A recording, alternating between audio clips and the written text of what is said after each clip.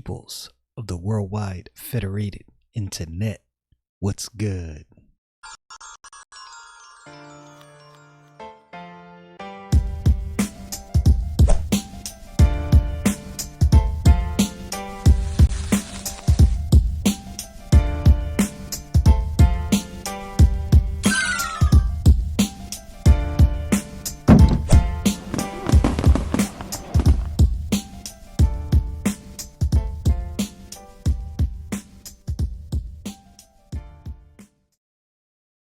All right, today we're not going to do a long intro, not going to waste any time. We're going to get right to the book of Genesis, chapter 33, and close it out, Lord willing. Anyway, let's get into this. All right, verse 12. And he said, "Let us take our journey. Let us go, and I will go before thee." And he said unto him, My Lord knoweth that the children are tender, and the flocks and herds with young are with me. And if men should overdrive them one day, all the flock will die. Now, I don't know if Israel, Jacob, is legitimately worried right now, or if he still hasn't let go that deception. And a little bit of both of those things may be true. He may be truly worried, and there may be also a little bit of that deception still in there. At any rate, either one of those, it's not a good thing. In Genesis 32:9, Jacob recites what God told him about taking care of him and doing him well when he got into this land. So he really had nothing to worry about. And we already know that even though he knew that, he definitely did doubt what God told him. And we also see in Genesis 31:3 what God told him. So we know what God told him. We know that Jacob knew exactly what God told him because he recited it.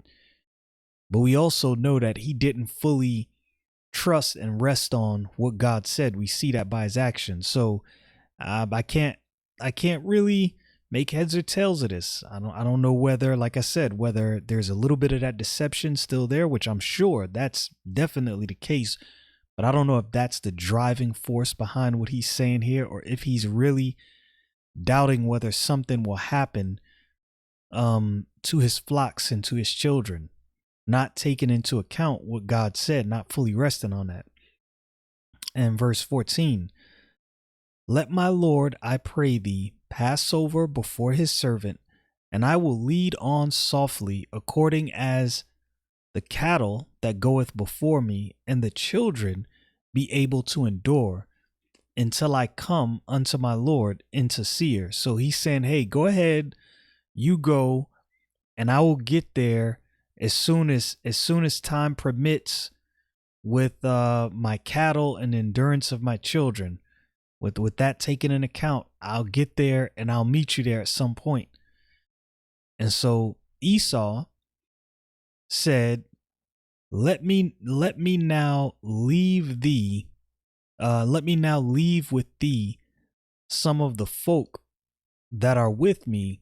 And he said, what needeth it? Let me find grace in the sight of my Lord. So I'll be honest with you, between both of them, there might be still a little hint of distrust between them both. I can't really say what the motives of Esau is to leave his servants. Maybe Esau literally just wants to leave some of the people who came with him to protect his brother, right? Israel's worried about, or from what he said, he's worried about something happening to his flock and to his children. So Esau's like, all right, cool. I'm gonna go ahead. Let me leave some of these people that I brought with you. And Esau and Israel's like, nah, what's the point of that? There's no need for that. So I think there's still a little hint of tension between the two. I'm kind of getting that air that even though they cried, even though I truly believe Esau is definitely excited to see his brother, I think he's gotten over the past. I think between both of them, right? Again, let's put ourselves in their shoes. Esau's human, so he's not gonna forget what his brother did to him, right? You're not just gonna completely forget that, yo, my brother took my birthright, stole my blessing. And Israel is not just gonna completely forget that, yo, my brother wanted to kill me before I left. So that it's like, who's gonna budge first? Who's gonna be the one to just fully lean forward and trust first? And I think you kind of see that tug of war here. Nobody's willing to budge. And verse where's that? Yeah, that was verse 15. And verse 16. So Esau returned that day on his way unto Seir. Esau leaves. Israel's here with his people. And Jacob journeyed to Succoth and built him an house and made booths for his cattle. Therefore, the name of the place is called Succoth, and that word Succoth means booths.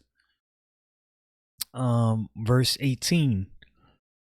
And Jacob came to Shalem, a city of Shechem, which is in the land of Canaan, when he came from Padanaram.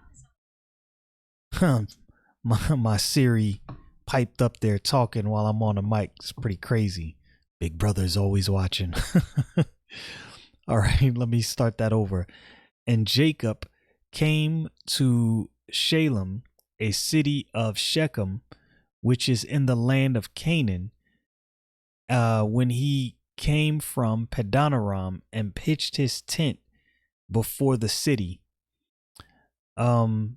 So that word Shalem means peace, and Shechem means back or shoulder.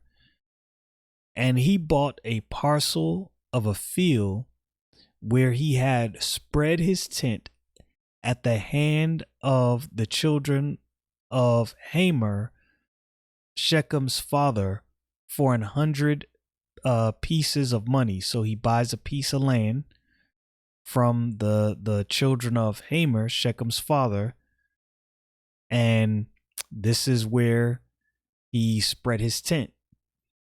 And verse 20, and he erected there an altar and called it El Elohi Israel, and that means the mighty God of Israel. So even with all his doubt and with all the problems that Jacob was plagued with, he recognized how mighty God is. And I wonder how differently this story would have played out if he would have not only recognized how mighty God is, but also lived out that truth, that faith, and that belief in how mighty God is. And it makes me think about what we say versus what we do. We can say a lot of things. And I know many of us, me included, talk about how great God is, how mighty God is, how magnificent God is, how merciful he is. But then I wonder if when my life is looked at, I wonder if my life bears out the truth that I speak.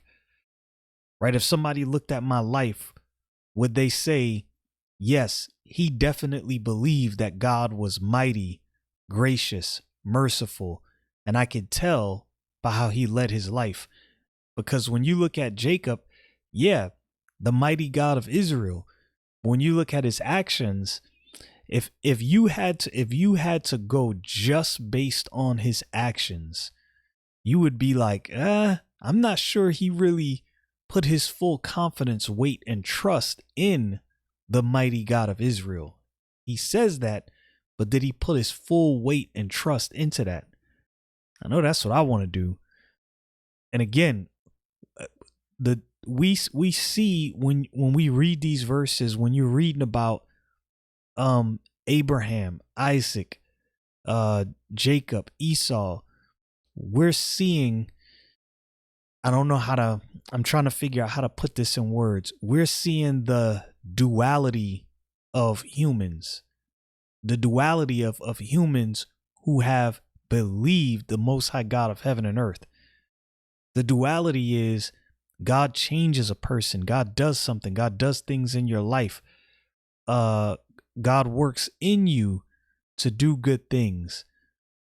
But then we still have that body of flesh that's there. Who will we submit to? How did the Apostle Paul put it in the book of Romans? I find, I'm trying to remember how he put it. He said that he wants to do good, but hold on. Now I'm gonna have to go to it. It's the book of Romans chapter 7.